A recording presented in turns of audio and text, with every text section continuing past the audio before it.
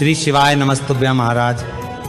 आप सभी लोग जानते हैं कि 4 नवंबर को वैकुंठ चतुर्दशी है, जिस दिन 14 दीपक जलाए जाते हैं, ये कह लो 14 दीपदान किए जाते हैं। महाराज जिस तरीके से धनतेरस के दिन 13 दीपदान का महत्व बताया गया है, उसी तरीके से वैकुंठ चतुर्दशी के दिन 14 दीपदान का महत्व बताया गया है। और ये 14 दीपदान जिस घर की माताएं बहनें अपने घर में करती हैं, उस घर में कभी धन संपदा या पैसों की कमी नहीं होती है। महाराज वैकुंठ चतुर्दशी का दिन इतना बड़ा होता है कि इस दिन किसी भी तरह का अगर आप दान करते हैं तो वह दान आपको कई गुना फल देता है, क्योंकि महाराज ये शिव जी और भगवान विष्णु जी के मिलन का दिन होता है, जिसे हम हरिहर के मिलन के नाम से भी जानते हैं। इस दिन भगवान शिव जी की चढ़ी हुई बेलपत्र भगवान नारायण को चढ़ती है और भगवान नारायण की तुलसी जी भगवान शिव जी पर चढ़ती है, जिसे हम हरिहर के मिलन के नाम से भी जानते हैं। इस दिन भगवान शिव जी की चढ़ी हुई बेलपत्र भगवान नारायण को चढ़ती है और भगवान नारायण की तुलसी जी भगवान शिव जी पर चढ़ती है।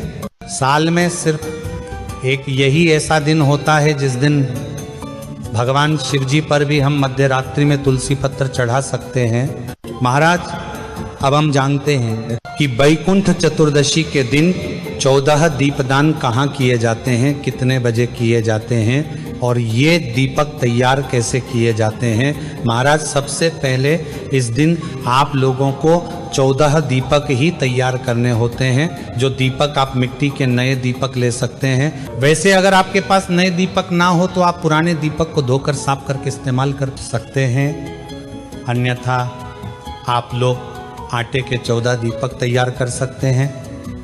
ये दीपक में भी आपको लंबी बत्ती रखनी होती है, जिसके लिए आप अपने ही घर में रुई से लंबी बत्ती तैयार कर लीजिए। महाराज इसके बाद में यह दीपक के अंदर आप लोग शुद्ध देसी गाय का घी भी डाल सकते हैं, अन्यथा आप सरसों का तेल या तिल का तेल या नॉर्मल तेल जो आपके पास हो, जिस तेल से आपने दीपावली के दिन दीपक जलाए हो, उस तेल का भी इस्तेमाल करके आप ये 14 दीपक जला सकते हैं। महाराज अभी ये 14 दीपक आपको वैकुंठ चतुर्दशी के दिन कितने बजे जलाने हैं? सबसे महत्वपूर्ण प्रश्न यह है, क्योंकि वैकुंठ चतुर्दशी के दिन 14 दीपदान कभी भी दिन में, रात में या शाम के समय नहीं किया जाता है, बल्कि यह 14 दीपदान मध्य रात्रि में किया जाता है। मतलब आधी रात को ये 14 दीपक जलाए जाते हैं। महाराज ये 14 दीपक जलाने का समय 4 नवंबर को रात 11 बजे से लेकर रात 12:30 के बीच का रहेगा, क्योंकि यही मध्य रात्रि का समय होता है। तो आप अपने दीपक वैकुंठ चतुर्दशी के दिन इस समय से पहले तैयार करके और इस समय में आप जलाइएगा। महाराज अब प्रश्न ये आता है कि ये 14 दीपक हम तैयार कर लेंगे और मध्य रात्रि में हमें ये दीपक किस किस जगह पर रखना है। वैसे महाराज ये 14 दीपक रखने के अलग अलग स्थान है, पर आप जितने स्थान तक ये 14 दीपक रखने जा सकते हैं, आप उतने स्थान तक जाएं। बाकी के बचे हुए दीपक आपको कहाँ रखना है वह भी हम आपको बता देंगे। और जो लोग अपने घर से बाहर नहीं जा सके दीपदान को करने के लिए, वह अपने घर के अंदर रहकर भी ये दीपदान कर सकते हैं। महाराज वैकुंठ चतुर्दशी के दिन यह दीपक विशेष रूप से घर की बड़ी माता बहनों में से किसी एक माता बहन को जलाना चाहिए, या घर का जो बड़ा सदस्य हो वह भी यह 14 दीपक दान कर सकता है। महाराज अब हम जानते हैं ये 14 दीपक आपको कहाँ कहाँ रखना है। जैसे ही आप अपने ये 14 दीपक 4 नवंबर को रात में तैयार कर लेते हैं, उसके बाद मध्य रात्रि में आप अपने सबसे पहले दीपक को अपने घर के पूजा स्थल में या मंदिर में रखें। दूसरे दीपक को आप अपने घर के रसोई घर में रखें। तीसरी दीपक को आप अपने पितरों के नाम से अपने ही घर के पीने के पानी वाले स्थान के पास में रखें या नल के पास में रखें। चौथे दीपक को आप तुलसी जी के पौधे के पास में रखें। 5वें और 6वें दीपक को आप अपने घर के दरवाजे की दोनों तरफ रखें। महाराज ये इतने दीपक हम अपने घर के अंदर रख सकते हैं, बाकी के जो दीपक है अब हमें ये घर के बाहर रखने होंगे। 7वां दीपक आप किसी बेलपत्र के पेड़ के नीचे रखें। 8वां दीपक आप किसी अवल के पेड़ के नीचे रखें। 9वां दीपक आप किसी पीपल के पेड़ के नीचे रखें। 10वां दीपक आप गौ माता के लिए किसी गौशाला में जाकर रखें, या गौ माता के नाम से जहाँ गाय बैठी हो वहाँ पर रख दें। महाराज 11वां दीपक आपको किसी शिव मंदिर में जाकर जलाना है या मंदिर के बाहर रखना है। इस तरीके से 12वां दीपक आपको किसी नारायण या कृष्ण जी के मंदिर में जाकर रखना है या मंदिर के बाहर रखना है, क्योंकि इस समय मंदिर बंद हो जाते हैं। महाराज 13वां दीपक आपको किसी भी पवित्र नदी के घाट पर जाकर लगाना है।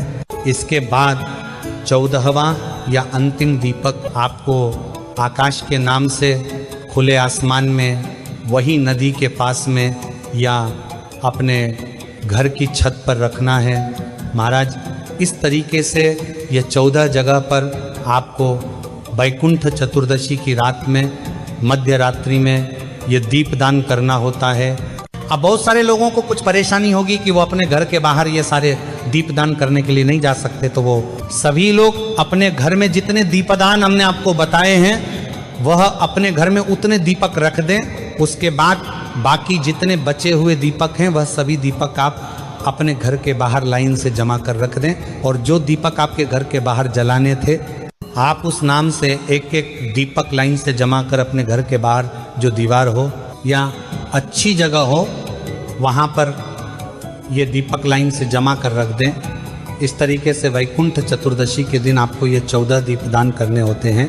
अगर आप चाहें तो ये दीपक घर से एक साथ जला ले, या फिर कहीं बाहर जा रहे हैं तो वहीं पर ये दीपक जला सकते हैं। महाराज इसी के साथ में इस समय पर हरिहर मिलन भी कराया जाता है, मतलब भगवान शिव और भगवान नारायण जी का मिलान कराया जाता है।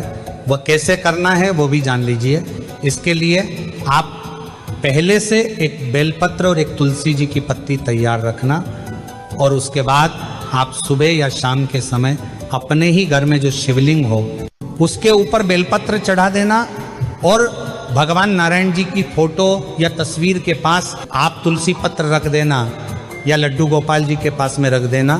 अब 4 नवंबर को रात 12 बजे से लेकर अगले दिन सुबह 4 बजे के बीच में आप भगवान नारायण पर चढ़ी हुई तुलसी शिवजी पर चढ़ा दें, और शिवजी पर चढ़ी हुई बेलपत्र भगवान नारायण जी या लड्डू गोपाल जी के पास में रख दें।